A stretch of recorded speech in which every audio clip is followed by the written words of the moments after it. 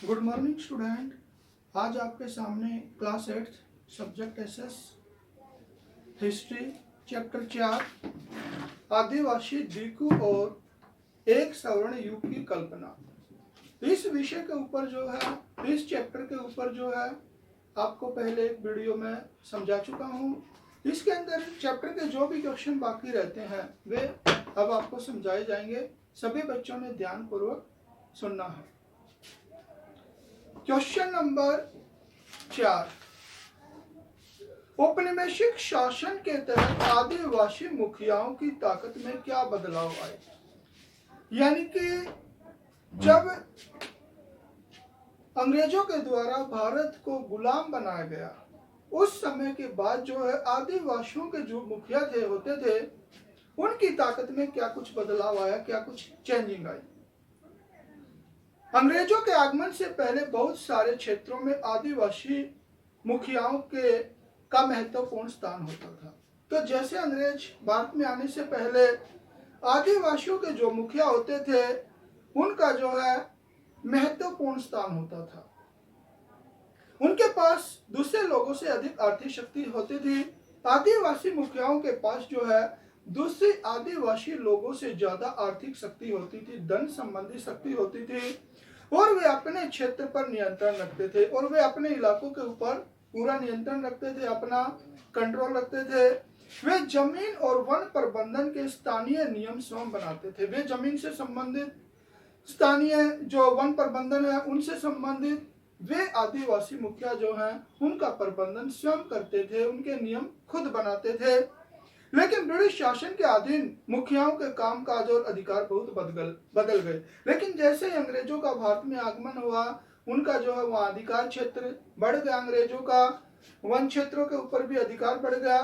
उस समय के बाद से जो है जो आदिवासियों के मुखिया थे उनके काम काज और अधिकार क्षेत्रों में काफी परिवर्तन आया, काफी जो है उनके अधिकार क्षेत्र बदल गए। इन बदलाव का वर्णन इस प्रकार है। उनके क्या कुछ अधिकार क्षेत्र बदले वे इस प्रकार हैं, देखिए। आदिवासी मुखियाओं को जमीन का मालिकाना हक तो मिला, लेकिन वे उनकी शासकीय शक्तियां छीन ली गई। अंग्रेजों के शासन काल के दौरान जो है आदिवासियों को उनकी जमीन का मालिक तो बना दिया गया। जो आदिवासी मुखिया थे उनको जमीन का मालिक तो बना दिया गया, लेकिन उनकी शासन संबंधी जो शक्तियां थी वे जो अंग्रेजों के द्वारा छीन ली गई। उन्हें ब्रिटिश अधिकारियों द्वारा बनाए गए नियमों को मानने के लिए बाध्य होना पड़ता था। जो आदिवासियों के मुखिया होते थे उन्हें जो है अंग्रेजों के द्वारा बनाए गए नियमों के अनुसार जो है रहना पड़ता था। उनको जो है नियमों को मानने के लिए बाध्य होना पड़ता था।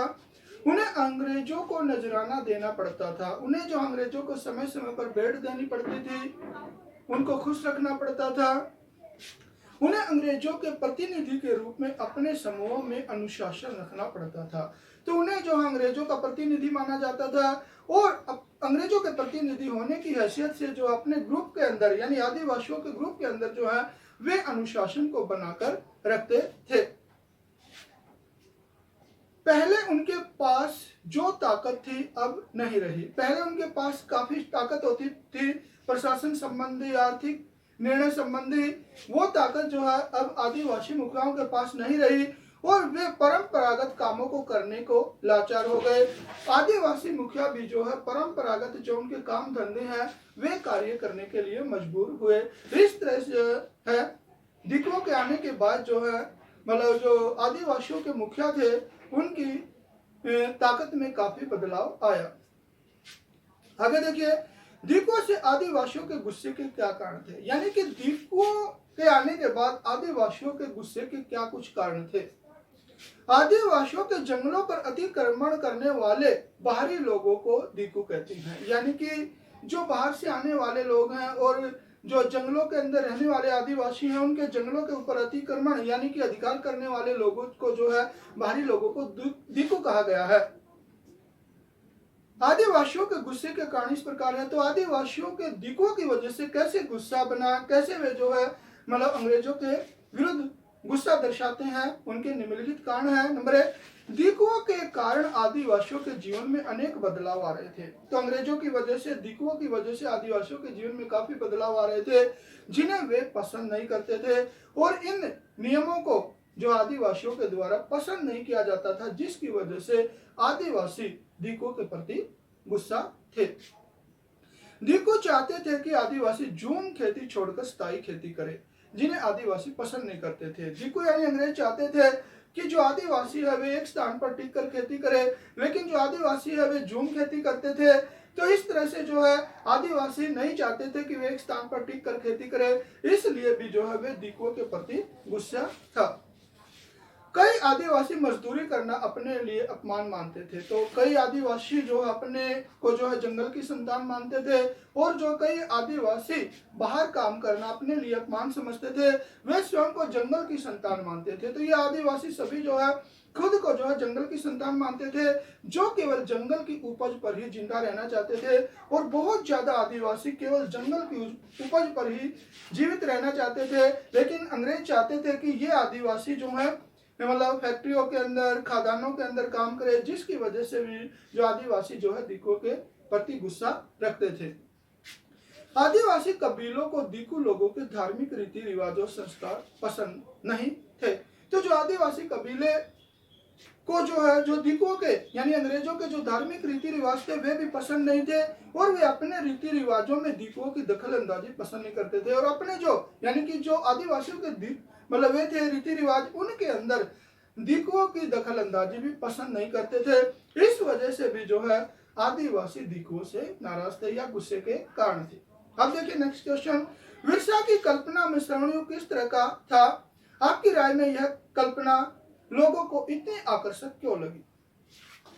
विरसा की कल्पना में श्रवणयुग वह काल था, यानी कि बहुत बढ़िया समय, श्रवणयुग यानी अच्छा समय, वह काल था जब मुंडा लोग अच्छा जीवन व्यतीत करते थे। यानी मुंडा जनजाति के लोग जो है बढ़िया जीवन व्यतीत करते थे, वृक्ष और बाग लगाते थे, वे वृक्ष लगाते थे, बाग लगाते थे, पेट पालने के लिए खेती करते थे, अपने और अपने परिवार का पेट पालने के लिए खेती बाड़ी करते थे, अपने बिरादरों और रिश्तेदारों का खून नहीं बहाते थे, वे आपस में लड़ते झगड़ते नहीं थे, अपने रिश्तेदारों का भाईचारे के अंदर जो किसी प्रकार का रक्तपात नहीं करते थे, वे ईमानदारी से जीवन व्यतीत करते थे, और वे एक ईमानदार इंसान के अनुसार जो है जीवन व्यतीत करते थे।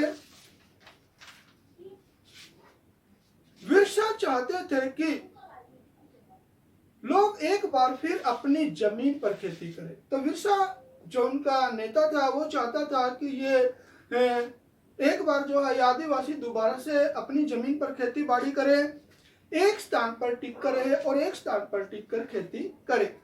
मुंडा लोगों के आकर्षित होने के कारण, यानी कि जो मुंडा लोग कैसे जो है आकर्षित हुए, मुंडा लोग सोचते थे कि विरसा के पास चमत्कारी शक्तियां, तो जो मुंडा लोग थे वे सोचते थे कि विरसा के पास बहुत ही सी चमत्कारी शक्तियां हैं जो सारी बीमारियां दूर कर सकता है, और ये जो विरसा है वो जो है इन लोगों की सारी दुख तकलीफों को, बीमारियों को दूर कर सकता अपनी चमत्कारी शक्तियों के माध्यम से। मुंडा लोग सोचते थे कि विरसा उन्हें दीकुओं की दास्ता से मुक्ति दिला सकता है। तो मुंडा लोगों को यह भी सोचना था कि जो विरसा है वो जो है इन अंग्रेजों से, इन दीकुओं से जो है मुक्ति दिला सकता है, इसलिए भी जो है ये मतलब इसकी तरफ आकर्षित हुए। वे विरसा को भगवान मानते थे, यानी कि मुंडा लोग जो विरसा को भगवान मानते थे, उन्हें यकीन था कि वह उनकी समस्याएं दूर करने आया, और इन मुंडा लोगों को यह पूरा यकीन था कि ये विरसा है वो इनकी प्रॉब्लम को दूर करने के लिए आया है, भगवान के रूप में दूर करने के लिए जो समस्याओं को आया है। विरसा के माध्यम से वे अपने गौरवमय अतीत को एक बार पुनः पाना चाहते थे।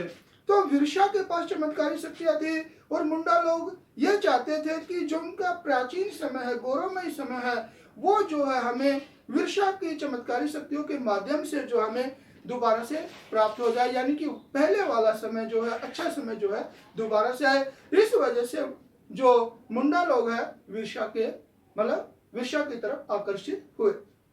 तो बच्चों आज आपको जो है हिस्ट्री के अंदर लेसन 4 आदिवासी दीकू और एक स्वर्ण युग की कल्पना, ये जो है अभ्यास के सभी प्रश्न कंप्लीट करवा दिए हैं।